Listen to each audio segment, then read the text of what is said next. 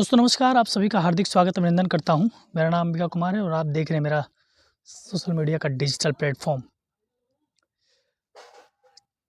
छत्तीसगढ़ में एक युवा पत्रकार की हत्या कर दी गई और हत्या इसलिए कर दी गई क्योंकि वो एक कई करोड़ रुपए से बने एक रोड और एक छोटी सी एक पुल बना हुआ था और उस पुल के साथ उस रोड में लंबी धांधली की गई थी, बहुत बड़ी।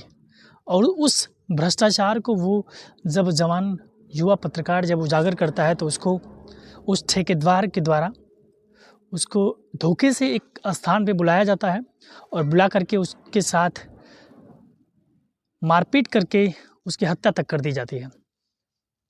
अब एक बार आप सोच के देखिए कि वो एक ऐसा पत्रकार था जो एक सेना के जवान को नक्सलियों से बचा करके लाया था। टेलीविज़नों पर आप देख रहे होंगे और हर व्यक्ति अपने अपने तरीके से अपने अपने स्तर से इस देश के लिए कुछ न कुछ करने का अगर जुनून कोई रखता है तो उसको मौत के घाट उतार दिया जाता है। और कुछ टेलीविज़न जो है उस चीज़ को बड़ी प्रमुखता और जिम्मेदारी से दिखा रहे हैं, लेकिन कुछ लोग आज भी अखबारों में उसको यूट्यूबर बता दिए। असल जो कुछ ऐसे लोग जो यूट्यूब पे पत्रकारिता करना क्यों शुरू किए, कुछ लोग जो वाकई में जिंदा दिली थे और बहुत से ऐसे लोग हैं जो वर्तमान की जो स्थितियां हैं वो बहुत ही भयावह। और साथ ही ठीक उसी प्रकार से एक बिहार में जो प्रोटेस्ट हो रहा है बीपीएससी छात्रों का, एबीपी न्यूज़ की एक महिला पत्रकार जो प्रशांत किशोर से प्रश्न पूछती है और जब उसे प्रश्न पूछती है तो उसे नोटिस देने और उसको धमकाने तक का उनका वीडियो आजकल एबीपी न्यूज़ पर छाया हुआ है। और उस पर संदीप चौधरी जी डिबेट कर रहे हैं और लगभग 50 मिनट की वो डिबेट है। और उससे बड़ी चीज़ ये भी कि वहाँ पे खड़ी थी वैनिटी वैन जिसकी कीमत लगभग 4 करोड़ रुपए के आसपास बताई जा रही है। उस वैनिटी वैन में जो सारी चीज़ें हैं वो एकदम लग्जरी चीज़ें हैं। वो उनसे सवाल वो महिला पत्रकार पूछती है कि आखिर आप छात्रों के साथ हैं तो क्या छात्र भी ऐसी चीज़ों का इस्तेमाल करते हैं? तो उन सवालों के जवाब देने के बजाय प्रशांत किशोर जी जो कि बहुत ही कम समय में अपनी पार्टी का एक निर्माण किए हैं चुनाव लड़ने के लिए बिहार में, और विपक्षी दलों का कहना है कि वो बीजेपी की बी टीम की तरफ काम कर रहे हैं। वो छात्रों का जो आंदोलन था वो बड़ी मजबूती के साथ था और उसका प्रभाव भी पड़ रहा था सरकार पे। लेकिन ये प्रशांत किशोर जी जब से आंदोलन में सम्मिलित हुए हैं, छात्रों का मनोबल गिरा है, उनके ऊपर लाठीचार्ज हुए हैं, उनके ऊपर मुकदमे दर्ज हुए हैं और उनका भविष्य कहीं न कहीं खतरे में भी पड़ सकता है। लेकिन विपक्ष के जो कुछ नेता भी हैं वहाँ पे पहुँचने से कतरा रहे हैं, अपने अपने जगह से ही वे ट्वीट कर रहे हैं, उनके यहाँ पहुँच नहीं रहे हैं। और कहीं न कहीं हर कोई अपनी अपनी राजनीति का एक सही समय खोजते हैं, उस समय पे वो मौके पे चौके मारेंगे, मौका पर चौका मारेंगे। लेकिन सबसे बड़ा प्रश्न ये है दोस्त मित्रों कि पत्रकारिता बहुत ही खतरनाक चीज़ है, बहुत ही कई रास्तों से घिरी हुई चीज़ है। जहाँ पे जब लोग पत्रकारिता करते हैं, और मैं पत्रकारों का एक संगठन हम लोगों का है जो लखनऊ में था, वहाँ पे एक वरिष्ठ पत्रकार ने कहा था कि पत्रकारिता बहुत जोखिम भरा कार्य है।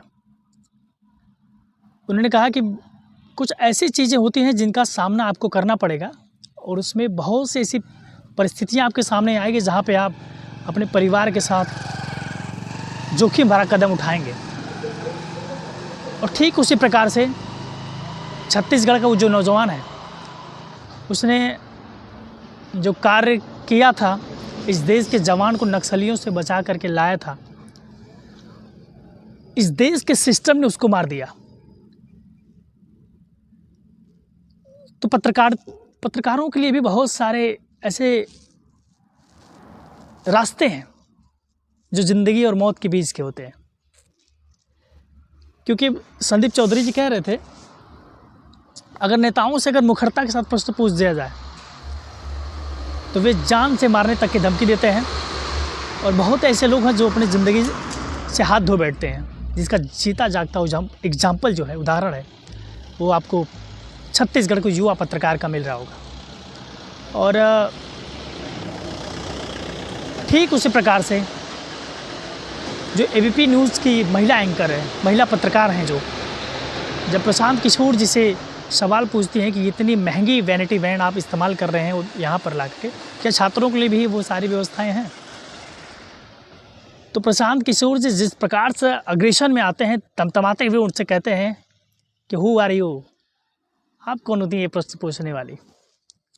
और तो महिला कहती है कि आई एम जर्नलिस्ट, मुझे अधिकार है आपसे प्रश्न पूछने का, क्योंकि ये पत्रकारिता जो होती है वो आप अधिकार सिखाती है कि हम आपसे प्रश्न पूछें। और अगर आप राजनीतिक जीवन में हैं तो आपको पत्रकारों के सवालों का, प्रश्नों का जवाब देना पड़ता है। और राजनीति तभी हो सकती है जब आप इन सारी चीज़ों का फेस करेंगे, या आप किसी ऑफिसर रैंक के पोस्ट पे हैं तो वहाँ पे भी आपको पत्रकारों के साथ साथ कई लोगों के प्रश्नों का जवाब देना पड़ता है, बहुत सारी चीज़ों का। तो पत्रकारों की लाइफ भी बहुत ही भयावह रहती है दोस्त, बहुत सारी चीज़ों से घिरी रहती है, बहुत सारी मुसीबतों से, बहुत सारी समस्याओं से। और संदीप चौधरी जी उस डिबेट में कह रहे हैं ना कि अगर हम सत्ता से प्रश्न अगर न पूछें तो गोदी मीडिया, अब पूछ लें तो फिर धमकियाँ मिले, यहाँ तक कि अपनी ज़िंदगी भी दांव पे लगा दें। और ठीक उसी प्रकार जो युवा, जो पत्रकार, जो साथी हैं, हम उसको अपने चैनल के माध्यम से, अपनी टीम के माध्यम से और अपनी खुद स्वयं उनको विनम्र श्रद्धांजलि अर्पित करते हैं। और छत्तीसगढ़ के प्रशासन से ये निवेदन करते हैं कि उनके परिवार के लिए यथा प्रयास जो भी आप कर सकते हैं, वहाँ के जो पॉलिटिकल लीडर्स हैं, वहाँ के जो युवा पत्रकार हैं, उनके परिवार के भरण पोषण के लिए कुछ मदद ज़रूर आपको लोग करिए, आप लोग ज़रूर कीजिए। और बाकी कोशिश हम लोग भी करेंगे अपने संगठन के माध्यम से, तो वहाँ तक संपर्क हम लोग साधें, और संपर्क साधने के बाद उनके परिवार के लिए जो भी हो सकेगा हम लोग यहाँ से करने के लिए कुछ न कुछ प्रयास ज़रूर करेंगे, उनकी आवाज़ भी उठाएंगे। और ऐसी ताकतों के पीछे कहीं ना कहीं बहुत ही पॉलिटिकल लोगों का भी हाथ होता है, क्योंकि जो ठेकेदारी से जुड़ा हुआ वो मामला है, और ठेकेदार पॉलिटिकल जोड़ से 100% जुड़े होते हैं, चाहे वो किसी भी पार्टी से जुड़े हों। तो उस युवा पत्रकार को और मेरी तरफ से विनम्र श्रद्धांजलि एक बार फिर से है। और एक चीज़, सबसे बड़ी चीज़ ये भी है कि एक सलाह, एक छोटे भाई के नाते आप लोग ज़रूर, सलाह नहीं एक अनुभव बता रहा हूँ बहुत सारी चीज़ों का आपको सामने, जीता जागता जो एग्जाम्पल भी है। अगर आपके पास लगता है कि आप उन चीज़ों के लिए, उस कार्य को आप करने जा रहे हैं जिसमें बहुत सारे जोखिम भरे कार्य हैं, तो सचेत रहा करिए, क्योंकि जब आप सचेत नहीं रहेंगे तो ऐसी चीज़ें, इन चीज़ों का सामना करना पड़ेगा, और कहीं ना कहीं ज़िंदगी से हाथ भी धोना पड़ सकता है। लेकिन फिर भी जाको राखे साइयाँ मार सके ना कोई, तो ईश्वर के हाथ में ज़िंदगी है, और जो अपराध करते हैं उनके लिए कानून है इस देश का। और इस कानून की लड़ाई मैं चाहता हूं कि छत्तीसगढ़ के जितने भी पत्रकार हैं, अपने हिंदुस्तान के जितने, जिनके अंदर जिंदा दिली है, उसकी लड़ाई वो लड़ें, उन्हें इंसाफ दिलाएं। और जिस प्रकार से जो प्रश्न है वो प्रशांत किशोर जी की राजनीति शुरुआत होने से पहले प्रश्नों के घेरे में आके खड़ी हो चुकी है। और क्योंकि विपक्ष उन पे हमलावर इतना इसलिए है क्योंकि वो बीजेपी के लिए काम करते थे सलाहकार के तौर पे, एक राजनीतिक विश्लेषक के तौर पे, तो इसलिए विपक्ष उन पे हमलावर हो रहा है और उनसे प्रश्न भी पूछ रहा है।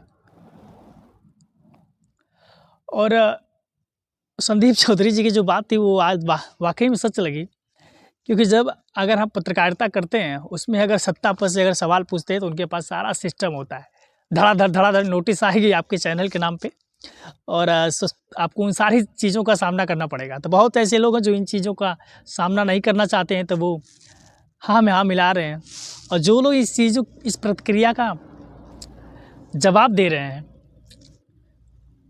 तो उनको या तो अपने ज़िंदगी से हाथ धोना पड़ जा रहा है, या फिर सलाखों के पीछे वो चले जा रहे हैं। तो फिर भी सारी चीज़ों का सामना तो करना ही पड़ता है, बहुत सारी चीज़ों का। और कुछ अखबार उस नौजवान को,